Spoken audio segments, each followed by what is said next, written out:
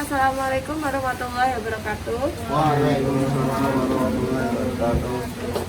Perkenalkan, nama kakak Fioko Karina Medika. Hari ini kakak akan memberikan sedikit edukasi tentang etika batuk dan bersin.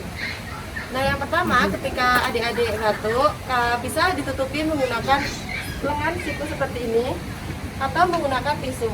Ketika adik-adik menggunakan tisu, setelah selesai bersin, segera buang tisu ke tempat sampah, lalu cuci tangan menggunakan sabun selama 15 atau 20 detik atau menggunakan hand sanitizer seperti ini.